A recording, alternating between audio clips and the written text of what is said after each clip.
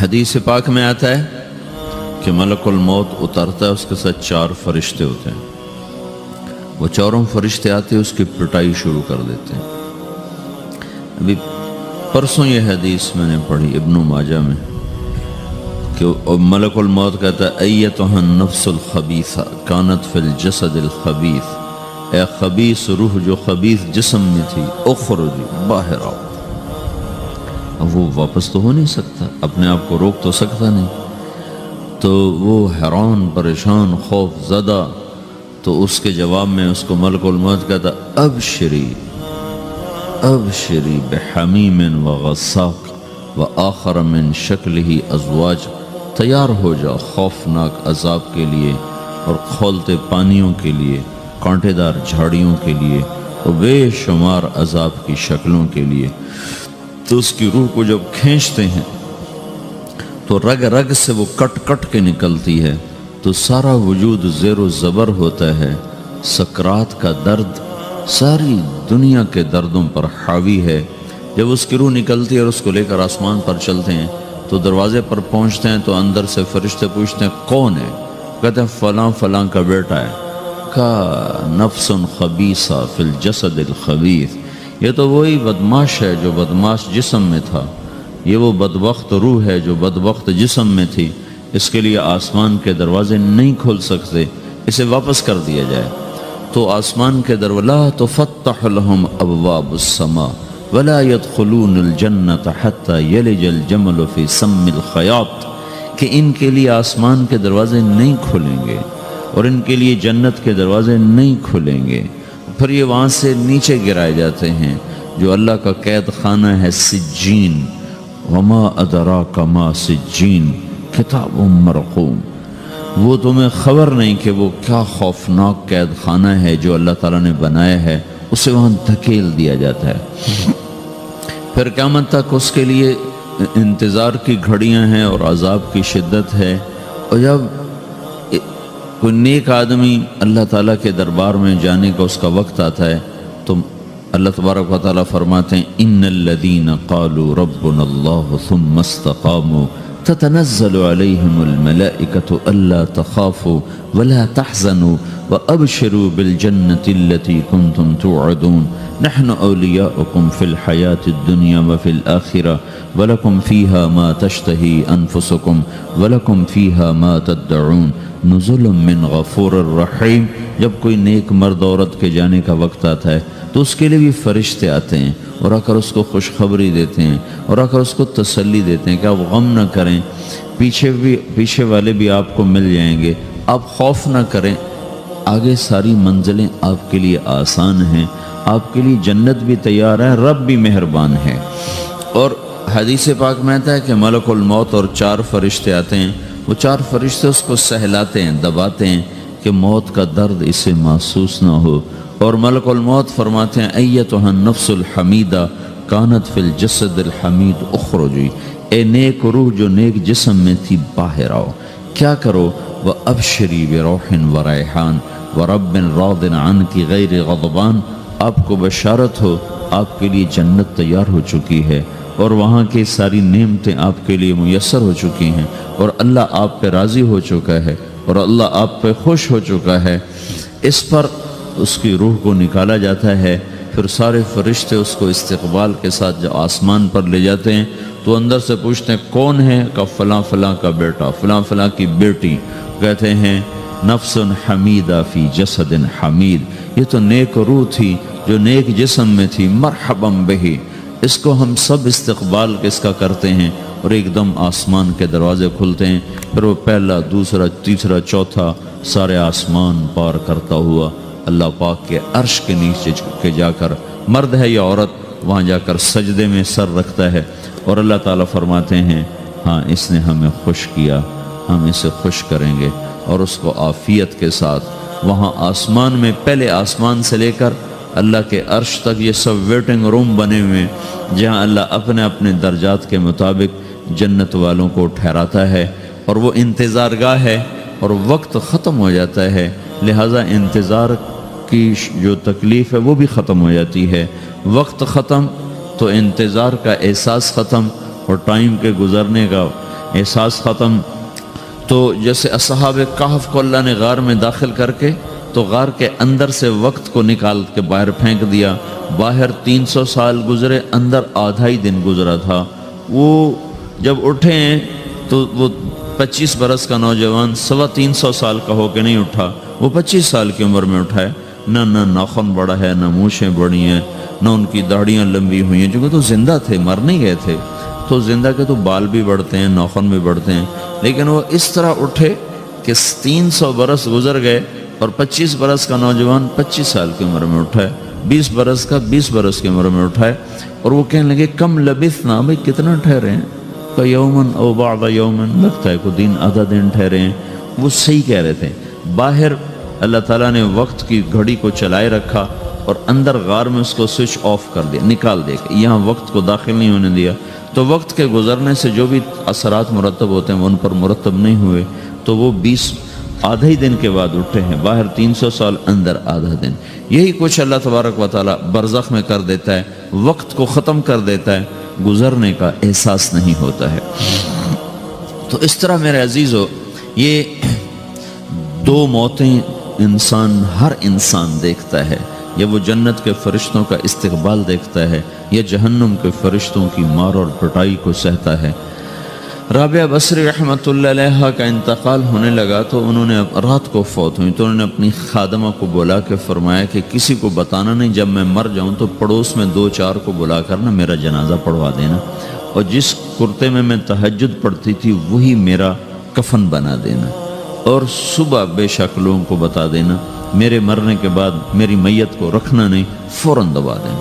تو جب ان کا انتقال ہوا تو انہوں نے پڑوس کے 2-4-10-20 آدمی بلائے اور ان کو تدفین تجہیز سب کچھ ہو گئی. صبح شور مچا کہ وہ رابعہ بصری کا انتقال ہو گیا. تو اگلے دن وہ خواب میں اس خادمہ کو ملی اور کہا بیٹی تیری بڑی مہربانی، تو نے میری وصیت کے مطابق عمل کیا.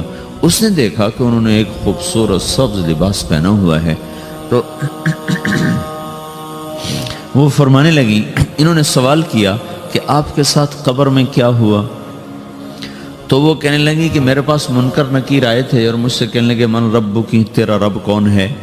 تو میں نے کہا سبحان اللہ، 40 برس جس کو میں نہ بھلا سکی اس کو 4 ہاتھ زمین میں آ کے میں بھول جاؤں گی. ان کا 42 برس کی عمر میں انتقال ہوا تھا. تو وہ کہنے لگے سبحان اللہ، جس کو میں 40 برس نہ بھولا سکی میں اسے 4 ہاتھ زمین کے اندر آ کے بھول جاؤں گی. تو منکر نکیر کہنے لگے اس کا کیا حساب لینا؟ پھر انہوں نے پوچھا کہ وہ آپ کا وہ کرتا کہاں گیا تہجد والا جس میں آپ کو کفن دیا تھا؟ کہا وہ اللہ نے مجھ سے لے لیا ہے اور میرے اعمال کے خزانے میں رکھ دیا ہے. قیامت کے دن میرا وہ کرتا بھی میرے ترازو میں تولا جائے گا اور مجھے یہ لباس پہنایا ہے جو جنت کا لباس ہے. یہ بھی ایک موت ہے. اس طرح بھی لوگ مرتے ہیں. اور دوسری بھی ایک موت ہے، ہمارے علاقے کی بتا رہا ہوں، اپنے علاقے کی. ایک ذمہ دار مر گیا، اس کی قبر کھودی، ساری بچھوؤں سے بھری ہوئی، ایسے جیسے چیونٹیاں پھر رہی ہوتی. تو انہیں وہ بند کر کے دوسری کھودی، ساری بچھوؤں سے بھری ہوئی. پھر وہ بند کر کے تیسری کھودی، ساری بچھوؤں سے بھری ہوئی. قبرستان میں اتنے بچھو کہاں سے آ گئے؟ یہ زمین کے بچھو نہیں ہے، یہ آخرت کی بلائیں ہیں جس کے ساتھ اب اس سے قیامت تک رہنا ہے اور گزارا کرنا ہے. تو یہ 2 طرح کی موتیں روزانہ لوگ مرتے ہیں، روزانہ لوگ مرتے ہیں. جب نماز کا وقت ہوتا ہے ملک الموت ساری دنیا کا چکر لگاتا ہے اور دیکھتا ہے کون پڑھ رہا ہے کون نہیں پڑھ رہا، کون پڑھ رہا ہے کون نہیں پڑھ رہا. جو نماز کی پابندی کرتا ہے اس کی موت آسانی سے ہوتی، جو نماز میں غفلت کرتا ہے اس کے ساتھ موت کے وقت شدت اور سختی اختیار کی جاتی. تو بھائیو، یہ ایک جسم ہے، ایک روح ہے. روح باقی رہنے والی چیز ہے، جسم مٹ جاتا ہے، پھر اللہ سے قیامت کے دن نیا جسم عطا فرمائے گا، ایک نیا جسم دیا جائے گا. روح وہی ہے جو اللہ کے خزانوں میں جمع ہو جاتی ہے. نافرمان کی سیاہ کالی روح ہوتی ہے، فرمان بردار کی روشن چمکدار روح ہوتی ہے. تو اللہ نے کچھ تقاضے جسم کے رکھے ہیں اور کچھ روح کے رکھے ہیں. جسم کے تقاضے پورے نہ کرو تو یہ پریشان ہو جاتا ہے، روح کے تقاضے پورے نہ کرو تو یہ پریشان ہو جاتی. روح کی پریشانی جسم سے زیادہ ہے، چونکہ روح کی طاقت جسم سے زیادہ ہے. روح جسم مٹی سے بنا ہے، اس کی غذا بھی مٹی سے نکلتی ہے۔ روح آسمان سے ہے، اس کی غذا بھی آسمان سے ہے۔ روح کا تعلق جب تک اللہ سے نہیں جڑتا، اس سے بھوک اور پیاس لگتی رہتی ہے۔ جسم کو جب تک روٹی اور پانی نہ ملے، یہ تڑپتا اور پریشان رہتا ہے۔ جیسے اللہ تعالیٰ نے ہمارے جسم میں روٹی اور پانی کی طلب کو بے ساختہ رکھ دیا ہے۔ میں بیان کے دوران بھی پانی پی رہا ہوں، آپ دیکھ رہے ہیں کہ میرا حلق سوکھ جاتا ہے، مجھے طلب محسوس ہوتی ہے، پانی، حلق سوکھتا ہے، پانی کی طرف بھاگتے ہیں، بھوک لگتی ہے، ہم روٹی کی طرف بھاگتے ہیں۔ یہ ایک ایسا اندر میں آٹومیٹک سسٹم ہے کہ ہم اس کو آف نہیں کر سکتے۔ یہ سوتے سوتے بھی بھوک کی وجہ سے آنکھ کھل جاتی، سوتے سوتے پیاس کی وجہ سے آنکھ کھل جاتی ہے۔ یہ ایسا خود اللہ تعالیٰ نے ساختہ نظام بنایا ہے کہ آپ اپنے جسم میں روٹی اور پانی کی طلب کو نہیں نکال سکتے۔ میرے عزیزو، ٹھیک اسی طرح اللہ نے انسانی روح میں اپنی طلب رکھ دی ہے اور اپنے رسول کی طلب رکھ دی ہے۔ یہ دو طلب ایسی ہیں کہ یہ آپ کے جسم روح سے نکل نہیں سکتی۔ جیسے بھوکا روٹی نہ کھا لے، پیاسا پانی نہ پی لے، اسے چین نہیں آ سکتا۔ وہ روح جو اللہ اور اس کے رسول سے نا آشنا ہے، جب تک وہ وہاں تک پہنچ نہیں جاتی، اسے چین نہیں آ سکتا، اس کا اندر پریشان رہے گا۔ 1997 میں جب جنید جمشید سے میری پہلی ملاقات ہوئی تو اس نے مجھ سے یہ سوال کیا کہ مولوی صاحب، ایک پاکستانی نوجوان جس گلیمر کو خوابوں میں دیکھتا ہے، وہ گلیمر تو مجھے زندگی میں ویسے ہی حاصل ہے۔ میرے چاروں طرف زندگی کا رقص ہے اور میری زندگی کی ہر خواہش، ہر السلام علیکم، ویلکم بیک ٹو مسلم سیرہ۔ ایسے ہی بیانات سننے کے لیے ہمارے چینل کو سبسکرائب کریں اور بیل آئیکن کو ضرور دبائیں۔ شکریہ۔ تمنا پوری ہے، اس کے باوجود میرے اندر اندھیرا ہے، میرے اندر خلا ہے۔ مجھے لگتا ہے میں وہ کشتی ہوں جس کا کوئی ساحل نہیں، جس کی کوئی سمت نہیں، جس کا کوئی گھاٹ نہیں۔ یہ کیوں ہے؟ میرے ساتھ تو ایسا نہیں ہونا چاہیے۔ ایک عام لڑکا تو کہتا ہے ہائے کاش یہ ہوتا، اس کو وہ نہیں ہو رہا تو پھر وہ پریشان ہے، ہائے یہ ہوتا، ہائے وہ ہوتا۔ تو میں تو ہائے نہیں کرتا ہوں، میری تو ہر لذت اور خواہش میرے سامنے تشتری میں سجا کے پیش کی جا رہی۔ میں کیوں ایسا کر رہا ہوں؟ میں ہائے ہائے کیوں کر رہا ہوں؟ میرا اندر ویران کیوں ہے؟ میرے اندر میں خلا کیوں ہے؟ یہ وہی خلا ہے کہ وہ روح کی پیاس کو شراب میں بجھانا چاہتا ہے، وہ روح کی پیاس کو لڑکی میں بجھانا چاہتا ہے، وہ روح کی پیاس کو موسیقی سے بجھانا چاہتا ہے، وہ روح کی پیاس کو دنیا کی رعنائیوں میں 5 اسٹار ہوٹلوں سے بجھانا چاہتا ہے۔ روح کیا جانے روٹی کیا ہے، شراب کیا ہے، پانی کیا ہے، عورت کیا ہے، موسیقی کیا ہے، گھنگرو کیا ہے، پائل کیا ہے، چھنکار کیا ہے۔ روح کو ان چیزوں کی کیا خبر؟ امریکہ میں ہماری ایک جماعت تھی تو 4 لڑکیاں 2 لڑکے مسلمان ہوئے۔ تو ایک لڑکے کا نام رکھا تھا ابراہیم، اور اس کو جب پڑھایا نا کلمہ، انہوں نے کہا ہائے، انہوں نے کہا ہائے، اور دونوں ہاتھ یہاں رکھے سینے پر، دل پر، کہا ہائے۔ تو ہمارے ساتھی ہیں ڈاکٹر اختر، وہ کہنے لگا کیا ہوا کیا ہوا؟ کہنے لگا جب سے ہوش سنبھالا یہ جگہ خالی تھی، یہ تیرے کلمہ پڑھانے پر بھر گئی ہے کہ میری خوشی سے ہائے نکل گئی۔ یہ جگہ خالی رہے گی، یہاں شراب نہیں پہنچ سکتی، یہاں نغمہ اور موسیقی نہیں پہنچ سکتی، یہاں تالے لگے ہوئے ہیں، یہاں تک کوئی آواز نہیں جا سکتی۔ دل کے تاروں پر ایک ہی نغمہ چڑھ سکتا ہے اور وہ اللہ کی یاد کا ہے اور اللہ کی محبت کا ہے اور اللہ کے رسول کی محبت کا ہے۔ باقی کوئی مضراب ایسا نہیں جو ان تاروں کو چھیڑ سکے، باقی کوئی چیز، آواز ایسی نہیں جو دل کی دنیا پر جا کر دستک دے سکے۔ یہاں بند دروازے ہیں، یہاں صرف اللہ پہنچے گا، اللہ کے رسول کا تعلق پہنچے گا، باقی کوئی چیز یہاں نہیں جا سکتی۔ تو چونکہ آج ہمارا علم غلط ہو گیا ہے، پنکھا بند کرو، ہمارا علم غلط ہو گیا ہے، تو ہم نے ان دنیا کی چیزوں کو سب کچھ سمجھ کر اس کی دوڑ لگانا شروع کر دی ہے۔ تو روح آسمان سے ہے، اس کا تعلق اللہ سے بناؤ بھائیو۔ اللہ کا تعلق پائے بغیر نہ کوئی مرد مکمل ہے نہ کوئی عورت مکمل ہے، اور چونکہ براہ راست اللہ کو کوئی پا نہیں سکتا، چونکہ وہ ہمارے سامنے نہیں، اس کے اور ہمارے درمیان لاکھوں کروڑوں پردے حائل ہیں، تو اللہ اپنے بندوں میں سے ایک کو منتخب کر کے اپنا رسول بناتا ہے، اس پر اپنا آپ کھول دیتا ہے، پھر اسے کہتا ہے جا لوگوں کو بتا کہ یہ زندگی اللہ کو پسند ہے۔ وہ اللہ کا جو رسول ہے وہ بندوں اور رب کے درمیان واسطہ بن جاتا ہے۔ اللہ نے ہمیں حضرت محمد صلی اللہ تعالی علیہ وسلم جیسا رسول دے دیا۔ اللہ تعالیٰ نے اپنا آپ کسی کو نہیں دکھایا۔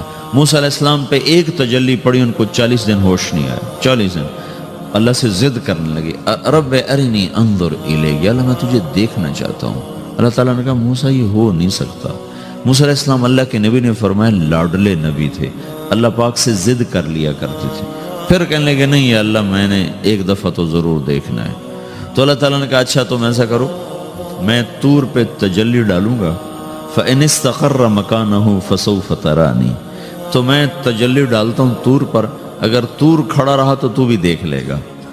تو اب اللہ خود سامنے نہیں آیا، صرف ایک تجلی اللہ کے عرشوں کے اوپر سے آنا شروع ہوئی ہے، بیچ میں آپ فاصلہ گنے، اور پھر وہ آ کر فَلَمَّا تَجَلَّى رَبُّهُ لِلْجَبَلِ، پھر وہ جبل پر پہاڑ پر آئی ہے، جَعَلَهُ دَكَّا، وہ پہاڑ ریزہ ریزہ ہو کر ہواؤں میں بکھر گیا، وَخَرَّ مُوسَى صَعِقًا، اور موسیٰ علیہ السلام بے ہوش ہو کے گرے۔ اور جب ہوش آیا فلما افاقا، ہوش آتے کہنے لگے سبحانک، یا اللہ تو پاک بے عیب، میں تیرے بارگاہ میں توبہ کرتا ہوں، میں واقعی نہیں دیکھ سکتا ہوں۔ ہاں کلام کا شرف ملا ہے، زیارت نہیں ہوئی۔ اللہ تعالیٰ نے حضرت محمد صلی اللہ تعالی وسلم کو مکہ سے اٹھایا اور بیت المقدس تک پہنچایا سواری پر، کہ دنیا اسباب کی ہے، یہاں سبب اختیار کیا، سواری کے پر بٹھا کر وہاں پہنچایا، اور اس کے بعد جب اوپر بلایا ہے تو پھر براق کی ضرورت نہیں پڑی، اوپر قدرت کا جہان ہے، اوپر اپنی قدرت سے بلایا ہے۔ یہ بیچ میں دیکھو نا کتنا بڑا، اب اگر ہوا سے اوپر چلے جاؤ، یہ 500 میل ہوا کا غلاف ہے، اس سے اگر اوپر چلے جائیں گے نا تو آپ خود بم بن کے پھٹ جائیں گے ایک دھماکے کے ساتھ، چونکہ ہر انسان کے اوپر ہوا کا ایک پریشر ہے، کوئی 280 من کے قریب ہر انسان کے اوپر ہوا کا پریشر ہے۔ اس پریشر کو توڑنے کے لیے میرے اندر خود ایک پریشر بنا ہوا ہے جو اس کو توڑ رہا ہے۔ جب یہ ہوا کا پریشر میرے اوپر سے ریلیز ہو جاتا ہے تو میرا اندر کا اپنا پریشر بم کی طرح پھٹے گا اور مجھے پرزے کر دے گا۔ اس لیے وہ خلائی لباس بنایا جاتا ہے جس میں وہ مصنوعی پریشر دیا جاتا ہے تاکہ اوپر جا کر یہ پھٹ نہ جائیں۔ ہمارے نبی جس کرتے اور تہمد میں تھے اسی کرتے اور تہمد سے بیت المقدس سے چلے ہیں، اور ہوا کو نہیں پار کیا، 7 آسمان ہی پار کر لی۔ اور پہلے آسمان پر حضرت آدم علیہ السلام نے استقبال کیا ہے، اور دوسرے آسمان پر حضرت عیسیٰ علیہ السلام، زکریا علیہ السلام، یحییٰ علیہ السلام نے استقبال کیا ہے، تیسرے آسمان پر حضرت یوسف علیہ السلام نے استقبال کیا ہے، چوتھے پر حضرت ادریس علیہ السلام نے استقبال کیا ہے، 5ویں پر ہارون علیہ السلام نے استقبال کیا، اور 6 پر موسیٰ علیہ السلام نے استقبال کیا، اور 7ویں آسمان پر ایک بیت اللہ دیکھا ہے جس کا طواف ہو رہا ہے۔ استقبال کو کوئی موجود نہیں، ایک بڑے میاں ایسے ٹیک لگا کے بیت اللہ کی یوں ٹیک لگا کے بیٹھے ہیں، گوٹھ مار کے، دونوں ہاتھوں کے ایسے گوٹھ مار کے بیٹھے ہیں، ان کی سفید داڑھی ہے، وہ نہیں اٹھے ہیں۔ باقی تو نبی بھی سامنے کھڑے ہوتے تھے استقبال کو، لیکن یہ بزرگ نہیں اٹھے ہیں۔ تو آپ نے پوچھا یہ کون بزرگ ہیں؟ تو جبریل نے کہا یہ آپ کے دادا ابراہیم علیہ السلام ہیں۔ آپ خود چل کے آگے گئے ہیں، وہ قریب آئے تو وہ اٹھے اور آپ کو گلے لگایا، ماتھا چوما، پیار کیا۔ سارے نبیوں نے استقبال کے دوران کہا تھا ہمارے بھائی آ گئے، مرحبا ہمارے بھائی آ گئے، لیکن جب ابراہیم علیہ السلام سے ملاقات ہوئی تو انہوں نے فرمایا مرحبا میرا بیٹا آ گیا، مرحبا میرا بیٹا آ گیا ہے۔ اور یہ جو حالانکہ مرتبہ تو ابراہیم علیہ السلام کا چھوٹا ہے، ہمارے نبی کا مرتبہ بلند ہے، لیکن رشتے میں ابراہیم علیہ السلام کا مرتبہ بلند ہے اور ہمارے نبی کا مرتبہ چھوٹا ہے۔ ابراہیم علیہ السلام اوپر جا کر دادا بن رہے ہیں اور یہ نیچے پوتا پڑپوتا بن رہے ہیں، تو رشتے کی نسبت میں آپ چھوٹے ہیں وہ بڑے ہیں۔